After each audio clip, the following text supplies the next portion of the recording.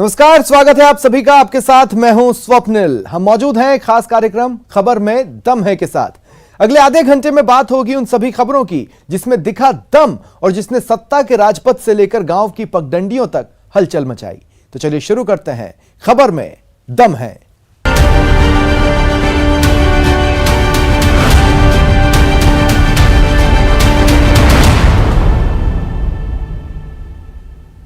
बिन power जग सूना। आज की भागती दौड़ती जिंदगी में बिजली से ज्यादा अहमियत शायद ही किसी चीज की हो, लेकिन अब यही पावर कट आम जन से लेकर सरकार तक के लिए जी का जंजाल बन गया। लेकिन इतने के बाद भी बिजली पर सियासत थम नहीं रही। प्रदेश में पारा 45 डिग्री के पार पहुंच रहा है। पहले बिजली की आंख मिचोली और फिर बिजली के संकट के बीच आधिकारिक बिजली कटौती की घोषणा के बाद में लोगों का जीना मुहाल हो रहा है। वहीं दूसरी तरफ बिजली के इस संकट के मुद्दे पर सियासतदान सियासत करने से बाज नहीं आ रहे हैं।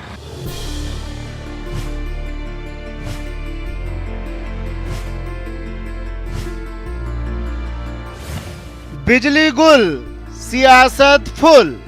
आज राजस्थान में सर्वाधिक महंगी बिजली है। सरकार चाहे दावा कुछ भी करे, वहीं राजस्थान के अंदर आम उपभोक्ता आज विद्युत की कमी के कारण से तड़फन पर मजबूर है।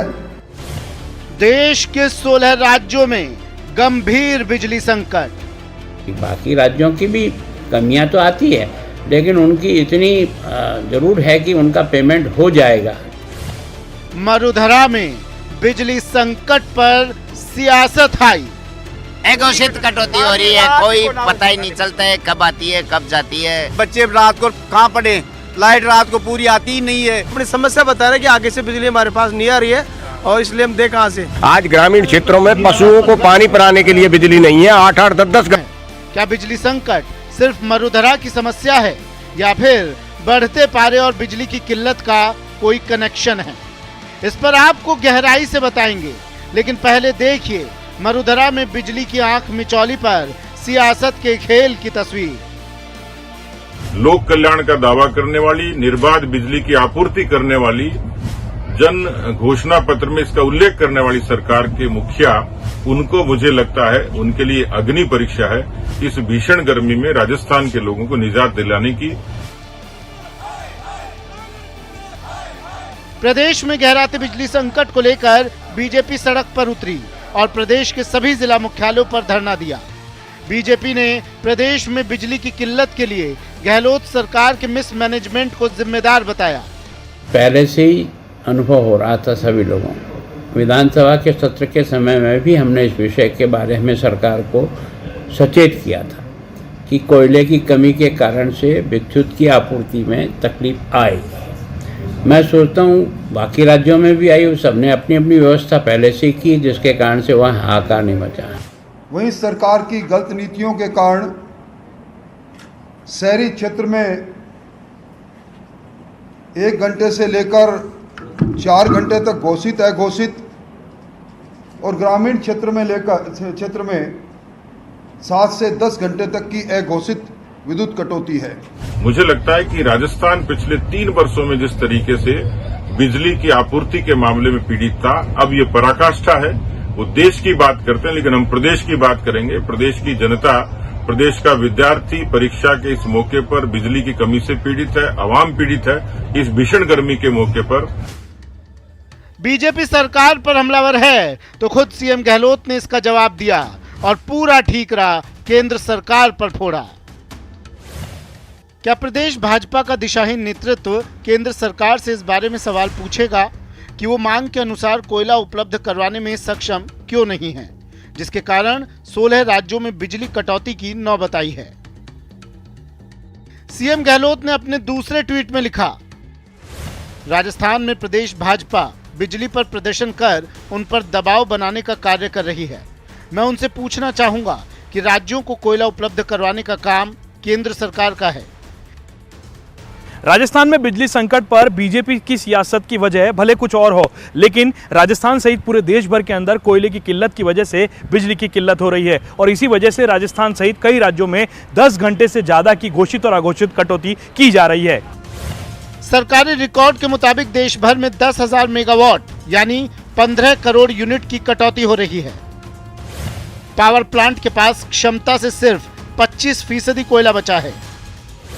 देश के कुल 173 पावर प्लांट्स में से 106 प्लांट्स में कोयला 0 से लेकर 25% के बीच ही बचा है। तो रेलवे ने पावर प्लांट्स तक कोयले की तेजी से सप्लाई के लिए 24 मई तक कई पैसेंजर ट्रेनों को रद्द कर दिया है, ताकि कोयला ले जा रही मालगाड़ियां समय पर निर्धारित स्टेशनों पर पहुंच सके। सीएम गहलोत के निर्देश पर ऊर्जा मंत्री भंवर सिंह भाटी लगातार बिजली संकट दूर करने के एक्शन प्लान पर मंथन कर रहे हैं। बिजली संकट दूर करने के लिए सरकार क्या इंतजाम कर रही है? पिछले कई वर्षों बाद एकदम से ज़्यादा गर्मी बढ़ी है। मार्च के महीने से शुरुआत हो गई है तेज़ गर्मी की, और उसकी वजह से बिजली की डिमांड भी बहुत ज़्यादा बढ़ी है। और कोयले की जहाँ तक क्राइसिस की बात है तो ये पूरे देश भर में अभी कोल क्राइसिस भी चल रहा है। और राजस्थान में हमारी जो डिमांड है आज के समय में और हमारे पास बिजली की जो उपलब्धता है उसमें करीब 33% का अंतर है। हमारे पास कोयले की भी जैसा पूरे देश में कमी आ रही है, राजस्थान को भी हमारे पास भी स्टॉक काफ़ी कम है, लेकिन उसके बावजूद हमारे जो भी कोल बेस्ड प्लांट्स हैं उनको हम एक मैनेज तरीके से चलाने का प्रयास कर रहे हैं जितनी हमारे पास कोयले की उपलब्धता है। अब आपको बताते हैं प्रदेश के बिजली संकट की हकीकत। प्रदेश में पिछले साल की तुलना में बिजली की मांग करीब 35% अधिक है। पीक डिमांड 22% बढ़कर 14,200 मेगावाट तक पहुंच गई है। वर्तमान में राज्य में प्रतिदिन लगभग 4 करोड़ 80 लाख यूनिट बिजली की कमी है। यानी दिन के 24 घंटों में 15-15 मिनट के ब्लॉक्स में ये कमी 500 मेगावाट से 3,000 मेगावाट के बीच रहती है। तो बिजली कंपनियों को पावर एक्सचेंज से अधिकतम मूल्य 12 रुपए प्रति यूनिट की अधिकतम दर पर भी बिजली नहीं मिल रही। मांग और आपूर्ति के इस अंतर को कम करने के लिए ऊर्जा विभाग को बिजली की कटौती का आधिकारिक ऐलान करना पड़ा। अस्पताल, ऑक्सीजन सेंटर, पेयजल आपूर्ति और मिलिट्री इंस्टॉलेशन को इस कटौती से अलग रखा गया है। संभागीय मुख्यालयों पर 1 घंटा तो जिला मुख्यालयों पर 2 घंटे बिजली कटौती होगी। नगर पालिका क्षेत्रों और कस्बों में 3 घंटे बिजली कटौती करने का निर्णय लिया गया है। जयपुर, जोधपुर, अजमेर संभागीय मुख्यालयों पर सुबह 7 बजे से 8 बजे तक की कटौती निर्धारित की गई है। कोटा, भरतपुर, बीकानेर एवं उदयपुर संभाग मुख्यालयों पर सुबह 8 बजे से 9 बजे तक कटौती रहेगी। इसी तरह जिला मुख्यालयों पर सुबह 6:30 बजे से 8:30 बजे तक कटौती का वक्त निर्धारित किया गया है। नगर पालिका क्षेत्रों और कस्बों में सुबह 6 बजे से 9 बजे तक बिजली नहीं मिलेगी। किसानों को दिन की जगह रात में मिलेगी 5 घंटे बिजली। सीधे तौर पर देखें तो राजस्थान सहित पूरे देश भर में बिजली की किल्लत के पीछे सबसे बड़ा कारण है कोयले की आपूर्ति कम होना। कोयले की आपूर्ति कम होने की वजह से थर्मल पावर प्लांट्स के अंदर बिजली का उत्पादन नहीं हो पा रहा है। राजस्थान एक ऐसा राज्य है जहां पर 70% तक बिजली का उत्पादन कोयल आधारित प्लांट से होता है। कोयले की आपूर्ति ना होने की वजह से राजस्थान के अंदर बिजली का संकट है। बड़ी बात यह है कि सरकार को तय समय पर इस पर ध्यान देना था ताकि जनता की मुश्किलें कम होती, मगर ऐसा नहीं हुआ और जनता की मुश्किलें बढ़ती हुई नजर आ रही है। अब बड़ी बात यह है कि इस पूरे मसले पर जहां जनता की को राहत देने पर काम होना चाहिए, वहां सियासतदान यानी कि भारतीय जनता पार्टी विपक्ष के दल के तौर पर और कांग्रेस सत्ताधारी दल के तौर पर इस पूरे मामले पर सियासत करने से बाज नहीं आ रहे हैं। जयपुर से कैमरा पर्सन अविनाश के साथ लवली वधवा, न्यूज़ 18 राजस्थान, जयपुर। बात करेंगे 28,000 लोगों और उनके परिवारों की जो आग बरसा रही गर्मी में भी जयपुर में खुले आसमान के नीचे डटे हैं अपने हक के लिए। ये वो जाबाज हैं जिन्होंने कोरोना के खौफनाक दौर में सरकार के कदम से कदम मिलाकर काम किया, लेकिन सरकार कहती है कि कोरोना खत्म तो नौकरी खत्म। भीषण गर्मी में करीब 1 महीने से अपना हक मांग रहे कोविड स्वास्थ्य सहायकों की तपस्या का भले ही सरकार पर कोई असर न पड़ा हो, लेकिन प्रदर्शनकारी झुकने को तैयार नहीं है। अब प्रदर्शनकारियों ने अपना तरीका बदला है और कोविड स्वास्थ्य सहायकों ने क्रमिक धरने के साथ ही खून से लिखे पोस्टकार्ड सरकार को भेजने शुरू कर दिए हैं। हमें ये समझ में नहीं आ रहा है कि कोविड के टाइम पे जो ड्यूटी की थी वो गलती हमसे हुई है, किस बात की गवर्नमेंट हमको पनिशमेंट कर रही है। कोविड सहायक एक संघर्ष कथा। आग्रह है मुख्यमंत्री जी से भी और आम जनता से भी आम जन के सहयोग के बिना हम कुछ नहीं कर सकते, क्योंकि आम जन की हमने सेवा की थी। भीषण गर्मी में हक के लिए जंग। हम जो है ना शादी होने वाली है, फिर भी हम धरने पर बैठे हैं। क्यों? 27-28 बहन भाई हमारे लड़ रहे हैं, तो हम भी इनसे वो दूर नहीं जाएंगे। दिल्ली से जयपुर तक हक के लिए डेरा। घर वाले रोज फोन करते हैं, उनका रोज फोन आता है और वो भी यही कहते हैं कि यहाँ से नौकरी लेके ही आना। 1 महीने का आंदोलन, इंसाफ कब? 40 डिग्री टेम्परेचर में रोज यहाँ दिन में बैठते हैं, दिन में धूप आती है, गर्मी की वजह से उनके डायरिया हो गई। नहीं तो प्रॉपर इलाज लो यहाँ पे, तो आप लोग की तबीयत ज्यादा खराब हो जाएगी। पर्सनल से लेके आए हम तो, कुछ जाके निजी दिखा के आए सर। न्यूज़ 18 राजस्थान लगातार आपकी आवाज उठा रहा है। अब क्या आप हमारी बात मानेंगे और इस प्रकार से जो खून निकाल रहे हैं, इस प्रक्रिया को कम से कम अब जो कम कर देंगे? हाँ जी सर, आपने हमारा मीडिया ने हमारा बहुत सपोर्ट किया, न्यूज़ 18 ने भी हमारा बहुत सपोर्ट किया। आपके आग्रह पे हम जो भी आगे 1000 पत्र लिखने वाले थे, हम 200 पत्र हमारे लिख चुके हैं, हम 200 पत्र भेज देंगे, बाकी अभी बंद करेंगे। करीब 1 महीने के कड़े संघर्ष के बाद जब सरकार नहीं मानी, तो अब कोविड सहायकों ने अपने आंदोलन के स्वरूप में परिवर्तन किया है। अब हर जिले में धरना दिया जा रहा है। क्या कहोगे आप सरकार से? मुख्यमंत्री जी को क्या कहना चाहोगे आप? कि मेरे मामा की नौकरी वापस ले आए। कोविड सहायकों का कहना है कि जब सरकार नर्सिंग कर्मचारियों की नियुक्ति निकाल रही है, तो 9 महीने तक अपनी जान लगाकर काम करने वाले कोविड सहायकों को नौकरी क्यों नहीं देना चाहती? हमारा सवाल इतना सा है, अगर रिक्त पद पड़े हैं तो कॉन्ट्रेक्चुअल बेस पर उसके अंदर सीएचए को कन्वर्ट करके वहां पे भेज देना चाहिए और उनकी सेवाएं 1-4 से निरंतर जारी रखे। क्या दिक्कत आ रही है?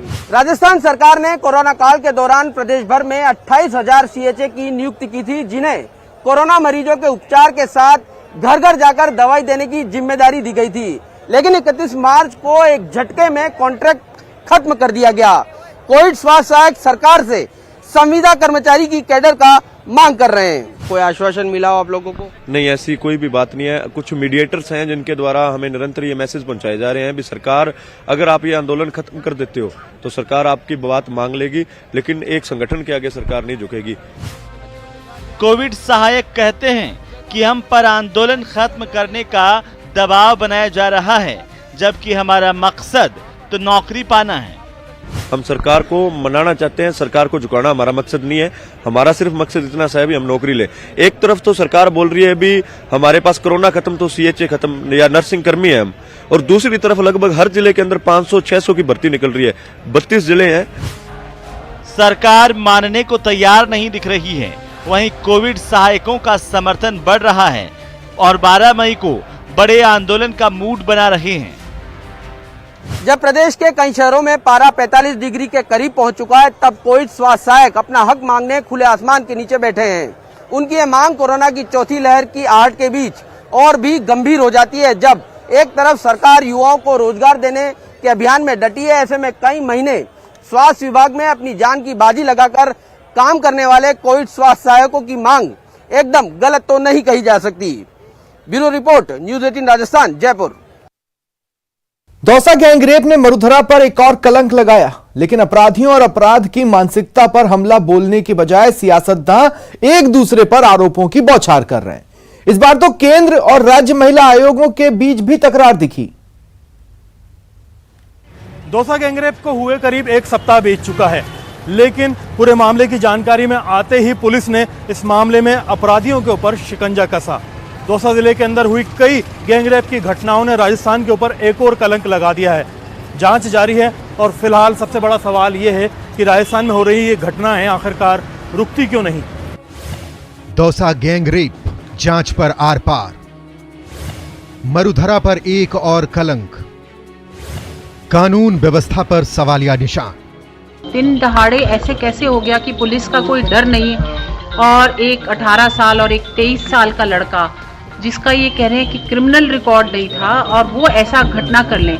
कहीं ना कहीं मुझे लगता है कि कोई ऐसी चीज़ है जो इनसे छूट रही है, क्योंकि अगर उनका क्रिमिनल रिकॉर्ड नहीं और छोटी सी उम्र में वो ऐसा कर रहे हैं, तो क्या ऐसी चीज़ थी जो इनको नहीं नजर आई।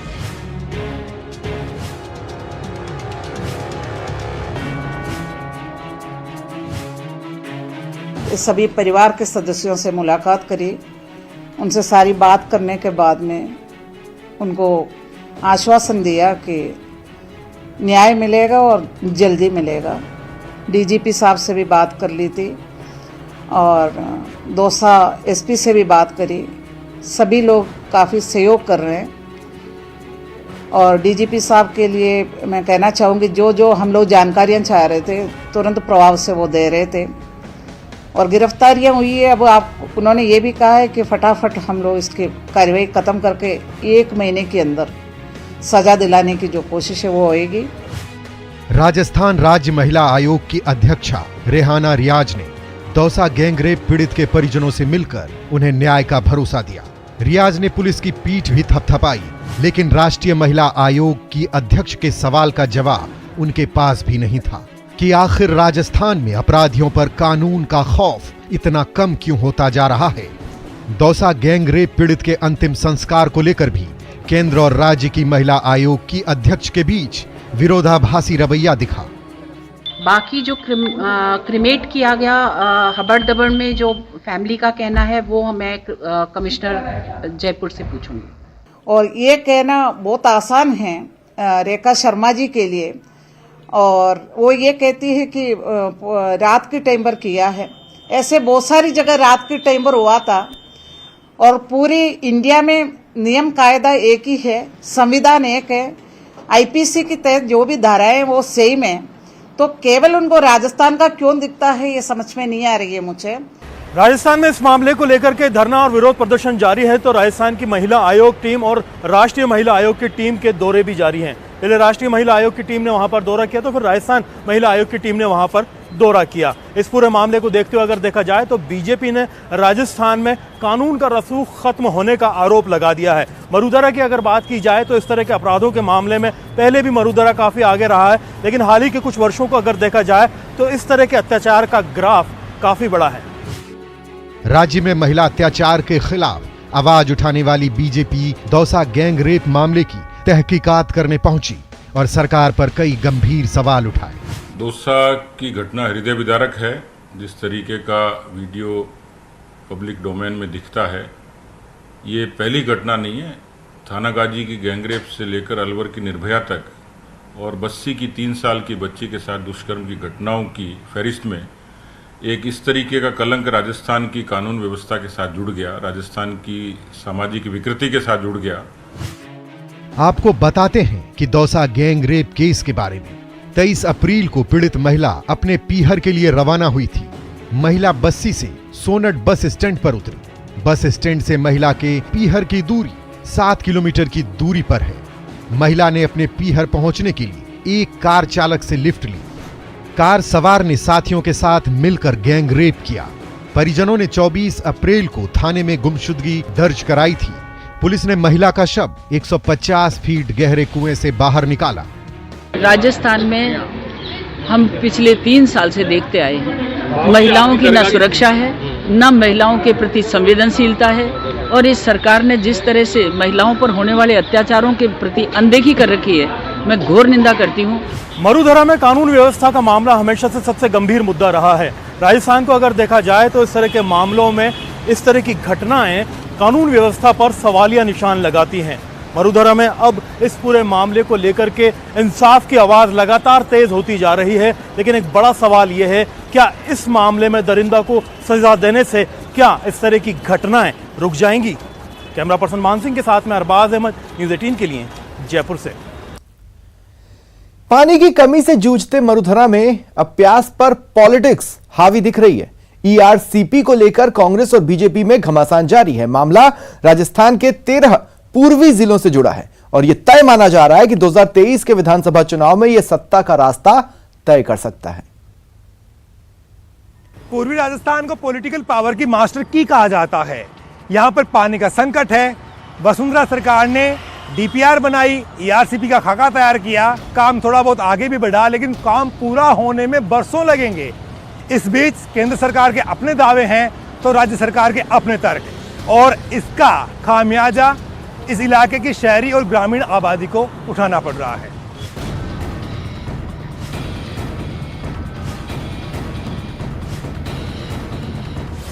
ERCP politics part 2। 13 जिलों की प्यास पर सियासी घमासान। प्यास का सियासी कनेक्शन, केंद्र बनाम राज्य सरकार।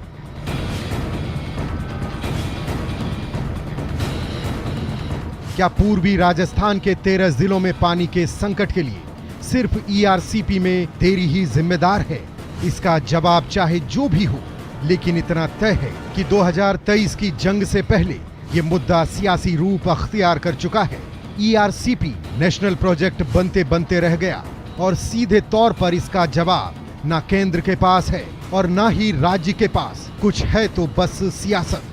कांग्रेस केंद्र पर हमलावर इसलिए भी है क्योंकि केंद्रीय जल शक्ति मंत्री गजेंद्र सिंह शेखावत खुद राजस्थान के हैं। इसके बावजूद जब इस परियोजना को केंद्र की तरफ से स्वीकृति नहीं मिली तो कांग्रेस हमलावर हो गई। बहुत ही महत्वपूर्ण और राज्य के लिए बहुत ही आवश्यक 13 जिलों की पेयजल समस्या के लिए ईआरसीपी को राष्ट्रीय परियोजना घोषित करने से मना किया था और आज उन्हीं 13 जिलों के और पूरे प्रदेश के लोगों के जहां पानी नहीं मिल रहा है उनके गांवों के ऊपर नमक छिड़कने के लिए 5 सितारा होटल में हिमालय ब्रांड का अपना जल की बोतलें महंगी वाली पी करके और राजस्थान के लोगों को चिढ़ा रहे हैं कि देखिए मैं मंत्री बन गया और मेरे सांसदों को बुला करके मैं 5 सितारा होटल में इनको अच्छा लंच कराऊंगा, अच्छा डिनर कराऊंगा, अच्छा इनको बहुत ही ब्रांडेड पानी पिलाऊंगा, लेकिन राजस्थान के लोगों को पानी नहीं दूंगा। विशेष पैकेज का दर्जा भी, विशेष राज्य का दर्जा पानी के मामले में भी नहीं दूंगा और ईआरसीपी को भी राष्ट्रीय परियोजना घोषित नहीं करूंगा। इससे ज्यादा शर्म की बात कुछ भी नहीं हो सकती। गहलोत सरकार को सत्ता संभाले 42 महीने का वक्त हो गया है। सरकार फिर से सत्ता प्राप्ति के लिए नई नई घोषणाओं का ऐलान कर रही है, तो बीजेपी में सत्ता की छटपटाहट साफ तौर पे महसूस की जा सकती है। मगर पूर्वी राजस्थान जिसके साथ जाएगा, सत्ता उसकी ही आएगी। पिछली बार से यही तय हुआ था और इस बार भी ईआरसीपी का मुद्दा सर चढ़कर इस इलाके की जनता पर बोलने लगा है। यानी मसला पानी का है और इसकी अहमियत हर कोई जान सकता है। ईआरसीपी को लेकर दोनों ही पार्टी के अपने अपने दावे हैं। बीजेपी सांसद जसकौर मीणा कहती हैं, राष्ट्रीय परियोजना के लिए कुछ अलग नियम होते हैं, तो प्रदेश के चिकित्सा मंत्री का दावा है कि उनकी सरकार अपने दम पर इस योजना को आगे बढ़ाएगी। राज्य सरकार के मुख्यमंत्री बोलते हैं पर उससे पहले ये नहीं सोचते कि स्कीम का क्राइटेरिया क्या है, इसके नॉर्म्स क्या है। उस नॉर्म्स के हिसाब से 40-60 के अंदर ये स्वीकृत हो सकती है।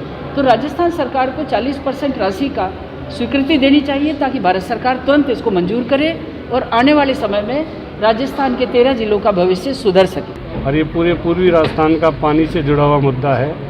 भारत सरकार को इसमें तुरंत ही एक्शन लेना चाहिए और भारत सरकार नहीं भी करेगी तो हमारे सीएम ने कह दिया 10,000 करोड़ 9,600 करोड़ अभी दे दिया। अगर भारत सरकार इसको एक्सेप्ट नहीं करे तो हमको तो करना ही है। दरअसल पूर्वी राजस्थान नहर परियोजना यानी ईआरसीपी को लेकर प्रदेश में रार मची है। मुख्यमंत्री अशोक गहलोत इसको लेकर केंद्र सरकार और प्रधानमंत्री तक पर निशाना साध चुके हैं। वहीं केंद्रीय मंत्री गजेंद्र सिंह शेखावत और अशोक गहलोत के बीच भी जुबानी जंग खूब चली, लेकिन इस बार गजेंद्र सिंह शेखावत के तेवर पहले से नरम दिख रहे हैं। लेकिन इस बीच गजेंद्र सिंह शेखावत ने फिर से गेंद राज्य के पाले में डाल दिया है।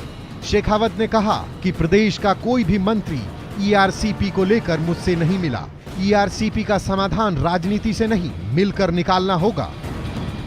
देखिए, मुझे लगता है कि इस प्रस्ताव की आवश्यकता नहीं है और मैंने आज मंत्री जी से भी इस बात का आग्रह किया है कि हम इसमें राजनीति को अगर नहीं छोड़ेंगे तब तक और समस्या के समाधान की दिशा में नहीं जाएंगे तब तक इसका कुछ नहीं हो पाएगा। मैं राजस्थान सरकार को इस बात का विश्वास दिला सकता हूं कि अगर ये इसका 2 लाख हेक्टेयर का जो है ये सिंचाई का जो इन्होंने प्रपोजल दिया इसको विड्रॉ करके इसको 75% पे बनाएंगे तो भी हम भारत सरकार में इसको नियमों में जो है इसको एडजस्ट करके इसको राष्ट्रीय परियोजना का दर्जा दे सकते हैं। उस दिशा में हम विचार करेंगे, सहजता से विचार करेंगे, तत्परता से विचार करेंगे, शीघ्रता से विचार करेंगे। आज तक ईआरसीपी को लेकर के आज तक भारत सरकार के मेरे कार्यालय में आज तक राजस्थान के किसी मंत्री ने आकर के बात नहीं की। जहां तक मध्य प्रदेश का विषय है, मध्य प्रदेश सरकार ने ऑलरेडी राजस्थान सरकार को भी आपत्ति दर्ज कराई है और भारत सरकार को भी आपत्ति दर्ज कराई है कि आप 50% डिपेंडेबिलिटी पर परमिशन नहीं देंगे। यदि देंगे तो हम भी 50% पर प्रोजेक्ट बनाएंगे, तो राजस्थान को आज जितना पानी मिल रहा है वो भी नहीं मिलेगा। अनिद्रा